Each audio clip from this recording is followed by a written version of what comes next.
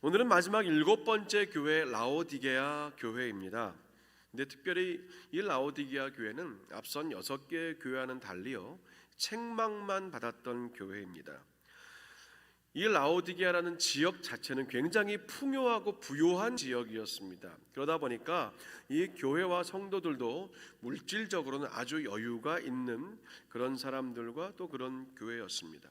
다만 한 가지 부족한 게 있었다면 그 식수나 생활 용수가 많이 부족했어요. 그래서 어쩔 수 없이 외부에서 수로를 통하여 물을 끌어와야 했는데요, 히에라폴리스라는 지역, 약 11km 떨어진 히에라폴리스라는 지역에서 뜨거운 물을 끌어오고 16km 정도 떨어진 에베소 지역에서 차가운 물을 끌어와야 했습니다.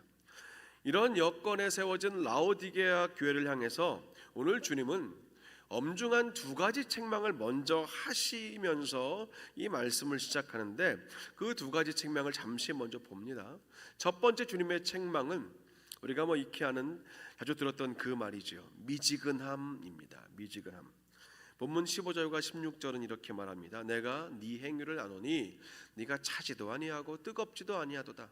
내가 차든지 뜨겁든지 하기를 원하노라. 내가 이같이 미지근하여 뜨겁지도 아니하고 차지도 아니하니 내 입에서 너를 토하여 버리리라. 이 앞선 6도시와 그 상황에서 우리가 확인한 것처럼 주님은요, 그 교회가 속한 도시에 맞게 맞춤형 설교를, 맞춤형 메시지를 주셨습니다. 그것처럼 이 라오디게아 지역도 같은 차원에서 주신 말씀이에요. 그게 미지근함이었습니다. 방금 말씀드린 것처럼 이 라오디게아 지역으로 들어오던 히에라폴리스 지역의 그 뜨거운 물은 당연히 11km라는 긴 그 수로를 지나면서 다 식었죠. 뜨거운 물이 미지근하게 되었습니다. 석회질이 섞인 그 끈적거리는 미지근한 물, 먹을 수도 없고 씻을 수도 없었기 때문에 그냥 일반적인 생활 용수로밖에 사용할 수 없었습니다. 그 도시 사람들은 다 아는 그 미지근한 물을 주님이 딱 비유로 빗대어 말씀하시는 거지요. 먹으면 토하게 되는 그 물을 통해서 지금 그들의 영적 상태를 지적하신 겁니다. 오늘 주님 말씀하신 이 미지근한 믿음, 이런 상태를 우리가 여러 가지로 해석할 수 있는데, 선택, 우리의 믿음은 선택의 연속 아니겠습니까? 이 선택이라는 차원에서 미지근함을 좀 보면 좋겠습니다. 마태복음 6장 24절은 이렇게 기록됩니다. 한 사람이 2 주인을 섬기지 못할 것이니 혹 이를 미워하고 저를 사랑하거나 혹 이를 중히 여기고 저를 경히 여김이라. 너희가 하나님과 재물을 겸하여 섬기지 못하느니라. 주님 말씀하신 것, 하나님이냐 재물이냐 하는 이 갈등은요, 앞선 교회들 중에서 서머나 교회나 빌라델비아 교회는 전혀 문제될 게 없었습니다. 왜냐하면 굉장히 가난한 교회들이었거든요. 근데 재물이 많은 이 라오디게아 성도들에게는 사실은 하나님이냐 재물이냐 이런 선택은 아주 어려운 부분이었을 것입니다. 그들에게는 세상에 좋은 것을 가지고 누릴 수 있는 가능성이 너무나 많이 있었기 때문에 그렇죠. 그래서 하나님만 사랑하고 하나님만 의지하는 것을 온전히 선택하지 못하고 살았습니다. 그래서 주님의 첫 번째 책망, 이 믿음의 미지근함, 주님을 선택하지 못하고 세상을 쉽게 선택해버리는 그들을 책망하신 거지요. 2번째 주님이 말하신 책망은 감각상실입니다. 감각상실.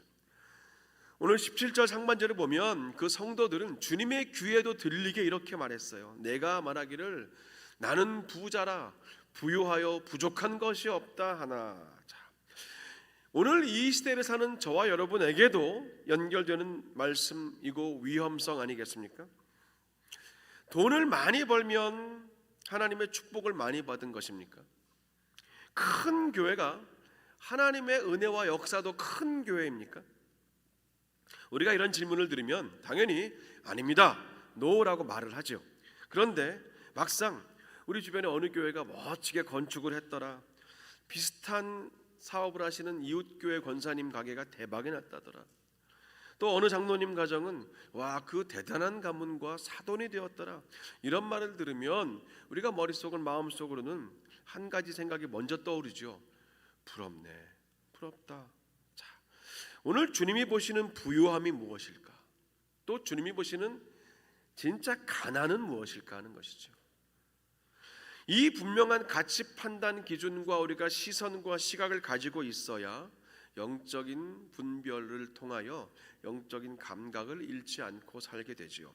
17절 하반절은 말합니다. 너의 곤고한 것과 가련한 것과 가난한 것과 내 눈먼 것과 벌거벗은 것을 내가 알지 못하는도다. 왜냐하면 나는 스스로 부유하다, 나는 부족한 게 없다라고 말하는데 실상은 저렇다는 거지요. 주님 하시는 말씀입니다.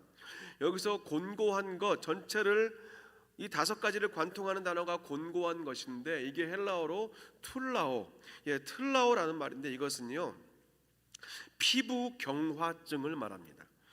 운동이나 훈련을 통해서 굳은 살이 박이는 것이 아니라 질병으로 생겨서 피부가 단단해져서 무감각해지는 것, 이 피부 경화증이 틀라오라는 오늘 곤고한 것의 의미입니다.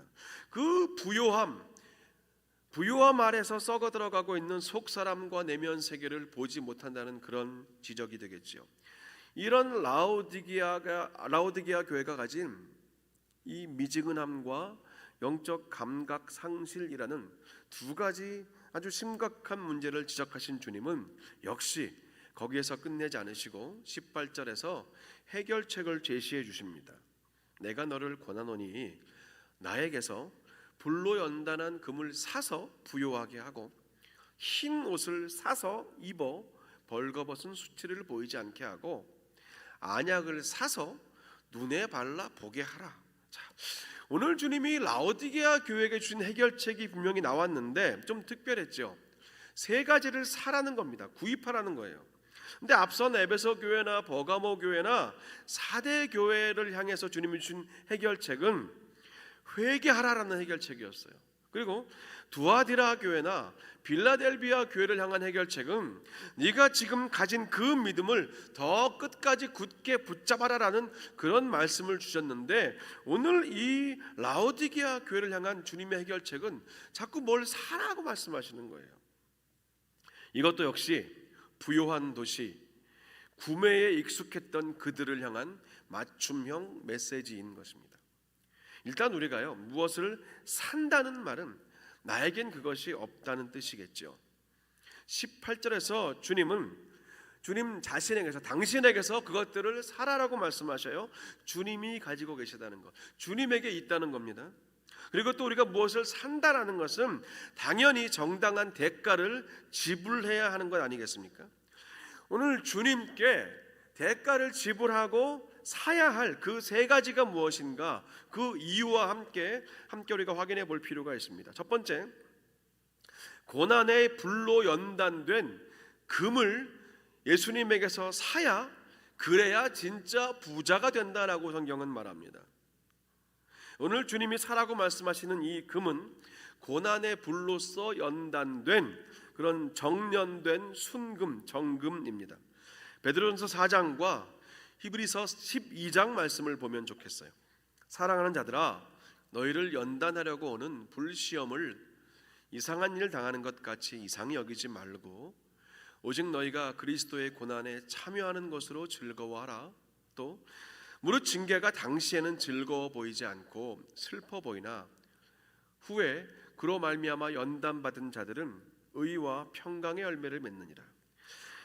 이 베드로전서 말씀과 히브리서 말씀을 통해서 우리가 확인한 것처럼 불로 연단된 금을 산다는 말은요, 예수님의 고난에 동참하면서 우리가 당하는 다양한 종류의 불이익과 어려움과 고난, 그 아픔과 환난을 통해서 우리 삶의 내 안에 불순물들, 하나님이 기뻐하지 않는 것들이 더 녹아지고 제거가 되고 태워지는 과정을 통하여 우리는 더 정금 같은 성도, 단단하고 순전한 성도가 되어 간다라는 그런 의미가 아니겠습니까? 때론 불과 같은 시험과 고통스러운 징계를 받을지라도 주님을 향한 믿음을 지키려다가 당하는 그런 것들은 결국은 의와 평강의 열매를 맺게 되기 때문에 그 과정을 통하여 우리의 신앙과 우리의 삶이 정련되어 간다는 겁니다. 이렇게 불로 연단된 금을 살 수 있는 곳이 있는데 그게 바로 주님으로부터입니다. 아무데나 팔지 않습니다. 왜냐하면 예수님만이 십자가 고난을 통하여 정금과 같은 부활과 영생의 소망을 가지신 분이기 때문에 그렇습니다. 그 정금은 오직 예수님에게밖에 없기 때문에 오늘 주님은 나에게 와서 그 금을 사라고 말씀하시는 거예요. 우리가 그런 차원에서 볼 때 진짜 부자가 누구냐? 예수님의 십자가와 그 부활을 통한 구원과 영생만이 가장 가치 있는 보배요, 그런 금이라는 것을 믿고 나의 모든 삶의 가치와 그 가치를 그 주님 앞에 가지고 나아갈 수 있는 사람, 그래서 주님의 그 십자가 구원의 복음을 살 수 있는 사람을 말하는 것이 아니겠습니까? 마치 그것은 마태복음 13장에서 예수님 말씀하시는 것처럼 천국은 밭에 감추어져 있는 보화와 같아서 그 보화를 발견한 사람은 돌아가서 자신의 모든 소유를 팔아서 그 밭을 산다라고 말씀하신 그 부분과 또 지극히 값진 진주를 발견했을 때 모든 소유를 팔아서 그 진주를 산다는 것과 마찬가지입니다. 진짜 부유함은 세상이 주는 한시적인 일시적인 한계가 분명한 그 가치에 있는 것이 부유함이 아니라 주님 안에 있는, 그리스도 예수 안에 있는 영원한 가치를 위해서 주님과 함께 그 십자가 고난의 길을 걷고 주님과 함께 부활의 영광으로 다시 일어나 영원한 하나님 나라에 살게 되는 것임을 믿으시기를 간절히 축원합니다. 아멘. 진짜 부요함은 십자가 고난에 감추어진 이 세상 무엇과도 바꿀 수 없는 영원한 그 하나님 나라를 위해서 지금 내가 드릴 수 있는 것이 무엇이든, 시간이든 물질이든 은사이든 그 무엇이든 간에 주님 앞에 가지고 나아가는 것이, 그것이 진짜 부요함을 이루는 삶이라는 것이지요. 자, 두 번째, 오늘 주님이 사라고 말씀하신 것은 흰 옷입니다. 순결한 흰 옷을 사야 수치가 가리워진다는 거예요. 우리가 입는 옷은 보통 세 가지 기능이 있습니다. 부끄러운 것을 가리는 것, 그리고 몸을 보호하는 것, 그리고 조금 더 좋게 보여지는 것이 되겠죠. 그 중에 오늘 주님이 라오디게아 교회에게 하신 말씀은 첫 번째, 옷의 가장 기본적인 기능인 수치를 가리는 것입니다. 예수님을 영웅처럼 따르고 스타처럼 떠받들고 메시아로 기대하며 따르던 그 수많은 사람들 앞에서 예수님은 벗겨진 채로 아무 저항과 반항 없이 매를 맞고 죽으셨습니다. 수치의 극치처럼 보였으나 하지만 그 수치 당하심을 통해서 저와 여러분의 수치를 가리워 주신 사건이 십자가 사건 아닙니까? 내가 당해야 할, 내가 마땅히 받아야 할 그 모든 수치를 주님이 대신 미리 당하시고 십자가 위에서 달려 돌아가시는 것은 그래서 우리 믿음과 기독교 신앙의 가장 깊은 뿌리가 아닙니까? 오늘 주님은요, 흰 옷을 내게서 사서 수치를 가려라 라고 말씀하시는데, 이 흰 옷의 의미도 우리가 기억해야 하는데, 요한계시록 7장 14절엔 이렇게 나옵니다. 이는 큰 환난에서 나오는 자들인데 어린 양의 피에 그 옷을 씻어 희게 하였느니라. 사도 요한이 요한계시록 7장에서 들은 소리가 있어요. 그 소리는 하나님의 종들이 이마에 도장을 받을 때까지는 땅이나 바다나 나무들을 해하지 말라라는 그런 음성이었습니다. 그 이마에 도장을 찍힌 사람들의 숫자가 14만 4천이었고 그 도장을 찍힌 자들 뒤로 또 수 없는 셀 수 없이 많은 무리들이 있었는데 그 큰 무리들이 입고 있는 옷이 흰 옷이라고 계시록은 말합니다. 그들은 흰 옷을 입고 손에 종려나무 가지를 들고 외치지요. 구원하심이 보좌에 앉으신 하나님과 어린 양께 있도다. 이 흰 옷 입은 성도들의 정체성을 오늘 요한계시록 7장은 어린 양의 피에 그 옷을 씻어 희게 된 자들이라고 정의한 것이지요. 단순히 피를 생각할 때 붉은색을 생각하면 이 말씀은 앞뒤가 안 맞습니다. 피에 씻었는데 옷이 붉게 된 것이 아니라 희게 되었기 때문에 그렇지요. 또 요한계시록 19장 8절은요, 이 희고 빛나는 세마포 이 옷의 의미도 분명히 말합니다. 이 세마포 옷은 성도들의 옳은 행실이로다. 부끄러움을 감추는 그 흰 옷은 성도들의 옳은 행실이라는 겁니다. 오늘 주님께서 라오디게아 성도들과 또 창립 48주년을 지나는 오늘 우리 모두에게 흰 옷을 사서 수치를 보이지 않게 하라라는 이 말씀은요, 예수님의 보혈의 피로 우리의 부끄러움을 씻어서 우리를 가리워 주시는 그 은혜 안에서 옳은 행실로 주님의 흰 옷 입은 자답게 하나님의 거룩한 백성이요 자녀답게 그렇게 옳은 행실로 살라는 말씀이지요. 오늘 주님 보실 때 라오디게아 교회는 수치를 다 드러내고도 부끄러운 줄 모르고 살았기 때문에 그렇습니다. 무감각하게 살았다는 거예요. 자기들 나름대로는 부족한 게 없이 잘 살았다고 생각했겠지만 주님 보실 때는 그 정도가 아니라 어린 양의 피에 씻어서 깨끗해진 흰옷, 그 어린 양의 흰 옷의 수준으로 살기를 원하시는 겁니다. 그래서 주님으로부터 흰옷을 사서 입어서 벌거벗은 수치를 보이지 않게 하라고 말씀하시는 거예요. 요한계시록 16장 15절을 더 봅니다. 보라, 내가 도둑같이 오리니 누구든지 깨어 자기 옷을 지켜 벌거벗고 다니지 아니하며 자기의 부끄러움을 보이지 아니하는 자는 복이 있다라고 말씀하셨어요. 더러워진 나의 생각과 나의 삶의 흔적들, 내 삶의 지난 시간 가운데 정말 기억하기 싫지만 어딘가에 남아 있어서 떠올릴 때마다 혹 누가 거론할 때마다 우리를 힘들게 하는 그 스테인들, 그 지난 그 자국들이 왜 없겠습니까? 우리 모두에게 있잖아요. 그러면서 생각합니다. 이런 나의 모습도 희어질 수 있을까? 그런 우리의 불신, 그 의심 그대로 주님 말씀하셔요. 십자가 앞에 가지고 나오기만 하면 보혈의 피에 내가 입은 내 이전에 그 추하고 더럽고 온갖 오물과 생각과 말과 행동으로 저지른 그 추한 흔적들이 있는 그 옷이라 할지라도 예수 그리스도의 어린 양의 그 피에 적셨다가 빼면 희어진다라고 말씀하시는 거예요. 여러분, 이게 복음의 은혜 아니겠습니까?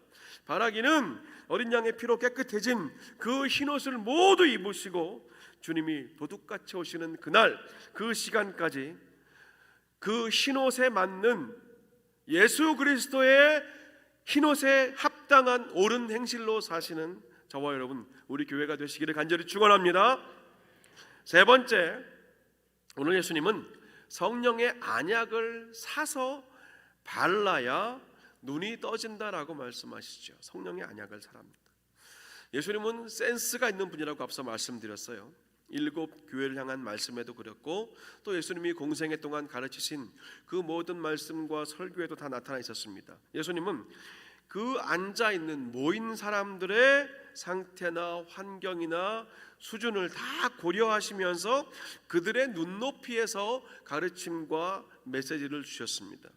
듣는 이들의 필요에 맞게 맞춤형 메시지를 주셨기 때문에 그 말씀하시는 것이 율법을 달달 외워서 자랑하던 서기관들이나 바리새인들과는 달랐다라고 그렇게 말하는 거 아니겠습니까? 저는 그런 차원에서 볼 때 오늘 본문 18절에서 정말 뜬금없이 안약을 발라라라고 하는 이 말씀도 다 이유가 있다는 겁니다. 왜냐하면 당시 이 라오디게아라는 그 지역에 특산물 중에 하나가 있었어요. 그 라오디게아 지역에는 유명한 의과대학이 하나 있었다고 하는데 그 의과대학에서 만든 부르기아 안약이라는 것이 있었다고 합니다. 돈을 주고도 구하기 힘든 명약이었다고 해요. 그래서 당연히 라오디게아 사람들, 이 말씀을 읽는 라오디게아 사람들은 안약이라는 단어를 딱 들으면 부르기아 안약이 우리 자랑거리인데 하면서 금방 이해했을 거라는 거죠. 그들을 위한 맞춤형 메시지였습니다. 안약을 사서 발라야 하는 이유는 분명합니다. 그들은 주님 보실 때 눈먼 자들, 소경들이었기 때문에 그렇습니다. 선지자 이사야는 성경이 말하는 하나님이 보시는 소경이 어떤 사람인지 42장 18절부터 20절까지 이렇게 말한 적이 있습니다. 너희 못 듣는 자들아 들으라. 너희 맹인들아 밝히 보라. 맹인이 누구냐? 내 종이 아니냐? 누가 내가 보내는 내 사자같이 못 듣는 자겠느냐? 누가 내게 충성된 자같이 맹인이겠느냐? 누가 여호와의 종같이 맹인이겠느냐? 네가 많은 것을 볼지라도 유의하지 아니하며 귀가 열려 있을지라도 듣지 아니하는도다. 많은 것을 봐도 정작 볼 것을 보지 못하고, 눈이 있어도 제대로 보지 못하는 사람들이 성경이 말하는 소경 아닙니까? 봐야 할 것을 보지 못하는 자들이 소경입니다. 보고도 보지 못하면 소경이라는 거예요. 주님 보실 때 라오디게아 교회는 소경이었습니다. 혹 우리는 소경이 아닙니까? 주님의 불로 연단된 그 진짜 정금이 아닌 가짜 금을 가지고, 이 세상의 금을 가지고 있으면서 우리는 부자다라고 말하고 있는 그들, 보지 못하는 자들이었어요. 주님의 보혈의 피로 씻겨야 하얘지는데 세상의 것들로 대충 닦고 그냥 하얀 자라고 스스로 만족하며 사는 그들, 그래서 자신들이 진짜 벌거 벗었다는 것을 보지 못하는 그들에게 안약이 필요했던 겁니다. 성령의 역사, 그게 바로 보게 하시는 것이고 깨닫게 하시는 거 아닙니까? 요한복음 16장 13절에서 주님 말씀하셨어요. 그러나 진리의 성령이 오시면 그가 너희를 모든 진리 가운데로 인도하시리니 그가 스스로 말하지 않고 오직 들은 것을 말하며 장래를 너희에게 알리시리라. 자, 같은 것을 봐도 다르게 볼 수 있는 사람이 성도 그리스도인입니다. 우리 안에서 그 일을 하시는 분이 성령님이십니다. 같은 사건을 겪어요. 같은 일을 당합니다. 같은 하늘 아래 같은 날을 지나도 주님의 마음으로 느끼고 주님의 시선으로 보고 주님의 심장으로 그 마음으로 꿰뚫어 보는 사람들, 그들이 성도들이고 우리 안에서 내주하시며 그 일을 도우시는 분이 성령님이라고 예수님 말씀하시는 겁니다. 바라기는 이 성령의 충만케 하심을 힘입어서 다르게 보시고 다른 시선으로 사시는 저와 여러분, 우리 교회가 되시기를 간절히 축원합니다. 아멘. 오늘 차지도 않고 뜨겁지도 않고 그냥 미지근한 상태로 만족하는, 그리고 스스로를 부요하다고 착각하며 살던 이 라오디게아 교회는 결국 영혼의 의사이신 예수 그리스도에게서 처방전 한 장을 받게 되었습니다. 주님이 적어주신 처방전은 이렇게 기록되어 있었지요. 진정한 부유함을 위해서 고난의 불로 연단된 순도 높은 금을 사라. 또 모든 것을 가려주고 덮어주는 십자가 보혈로 세탁된 옳은 행실이 적힌 그 흰옷을 사라. 그리고 보는 눈이 열리고 생각의 눈도 열리는 성령의 약국에서 판매하는 그 안약을 사라라는 겁니다. 이 처방전이 워킹하려면 한 가지 길밖에 없습니다. 그게 바로 20절인데요. 예수님과 동거하고 동행하는 겁니다. 함께 읽어볼까요? 시작. 볼지어다 내가 문 밖에 서서 두드리노니 내가 그에게로 들어가 그와 더불어 먹고 그는 나와 더불어 먹으리라. 아멘. 주님은 얼마든지 부수고 깨뜨리고 들어오실 수 있는 분입니다. 아니, 그냥 문이 닫혀 있어도 통과하여 투과하여 들어올 수 있는 분이시지만 문 밖에까지 오셔서 두드리고 기다리신다고 말씀하셔요. 왜냐? 우리와의 인격적인 관계를 원하시기 때문에 그렇습니다. 자원하는 심령들이 얼마나 귀한 줄 아시기 때문에 기다리시는 거잖아요. 찾아오시고 두드리시지만 우리가 스스로 안에서 문을 열 때까지 기다리십니다. 그리고 우리가 문을 열면 그때 우리 안에 들어오셔서 우리와 함께 먹고 동거하시며 동행하시는 거죠. 영원토록 함께 하십니다. 저는 이 3장 20절 이 말씀이 지난 한 주간 우리가 쭉 받았던 이 7교회 말씀 전체의 결론으로 삼고 싶습니다. 지금 우리가 그 주님의 모습을 상상해 볼 때 주님이 서 계신 그 닫혀 있는 문은 지난 7교회 말씀을 전체로 우리가 포괄해 볼 때 이런 문들입니다. 첫사랑을 잊어버리고 타성 안에 갇혀 있는 문이고요. 부요함이나 혹은 정반대의 가난함 안에 갇혀 있는 그런 문일 수도 있습니다. 유대인이나 이단들의 미혹에 빠져 갇혀 있는 문일 수도 있고, 하나님 말씀이 아닌 타협하고 거짓을 말한 발람의 교훈 안에 갇혀 있는 문일 수도 있습니다. 이세벨을 용납하고 형식적인 신앙 안에 습관적으로 갇혀 있는 문일 수도 있고요. 그리고 미지근한 신앙과 수치를 모르는 자리에 갇혀 있는 문일 수도 있습니다. 우리 자신과 가정과 우리 교회가 그 문 안에 지금 있는지 진지하게 돌아봐야 됩니다. 주님은 오늘도 그 문을 두드리고 계시기 때문에 그렇습니다. 근데 진짜 감사한 것이 뭐냐면, 우리는요, 한 번 두드리고 안 나오고, 두 번 두드리고 안 나오고, 세 번까지 두드렸는데 안 나오면 그냥 돌아서잖아요. 근데 주님은 그렇지 않으십니다. 70번씩 7번 그 이상 10대까지 두드리시고 기다리신다는 거예요. 여러분, 이게 얼마나 큰 은혜입니까? 그 주님으로 인하여 그 주님의 인내하심과 기다리심과 참으심, 참을 인자 3개면 사람을 살린다는데 주님에게 새겨져 있는 참을 인자는 수도 없이 저와 여러분의 지난 삶, 그리고 또 혹 어떤 이들에게 여전히 계속해서 주님의 그 참을 인자가 새겨지고 있는 거 아니겠습니까? 10대까지 반복해서 두드리고 기다리시는 이유는 한 가지입니다. 왜 그러십니까? 우리를 사랑하시기 때문에 우리 안에 들어오셔서 우리와 함께 거하시면서 이 땅에서부터 영원까지 이어지는 이 하나님의 나라를 함께 만들어가고 함께 즐거워하고 이 교회 공동체를 통하여 하나님 나라를 이루는 기쁨을 만끽하기 원하셔서 그런 거 아니겠어요? 여러분, 열어야 합니다. 여셔야 삽니다. 교회 창립 48주년 우리가 오늘 감사하는 이 자리에서 결단해야 할 것이 바로 이것이라고 저는 믿습니다. 주님의 음성에 귀를 열고 마음을 여시기 바랍니다. 교회의 참 주인이신 주님께 우리의 모든 것을 다 열어드릴 수 있어야 합니다. 그런 우리에게 오늘 지난 6일간 7일간의 말씀을 통해서 주님은 약속하셨습니다. 무엇입니까? 우리에게 생명의 관을 주신다고 하셨습니다. 감추어졌던 만나와 그리고 흰 돌을 주신다 하십니다. 만국을 다스리는 권세와 새벽별이신 예수 그리스도 자신을 우리에게 주신다고 말씀하십니다.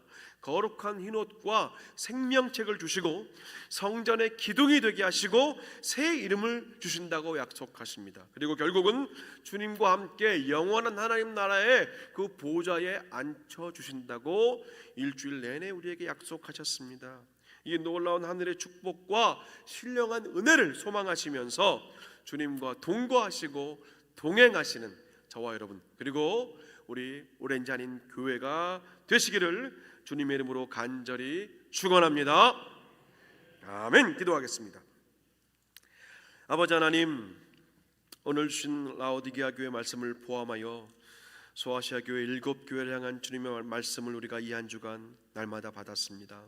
하나님, 창립 48주년을 너무 감사하고 기뻐하는 오늘 이 예배 가운데 오늘 주신 말씀을 하나님 우리의 개인과 가정과 우리 교회에 깊이 새겨 하나님의 신령한 하늘의 축복과 은혜를 받으며 누리며 주와 함께 동거하며 동행하는 우리 모두가 되게 하여 주시옵소서. 예수님의 이름으로 기도합니다.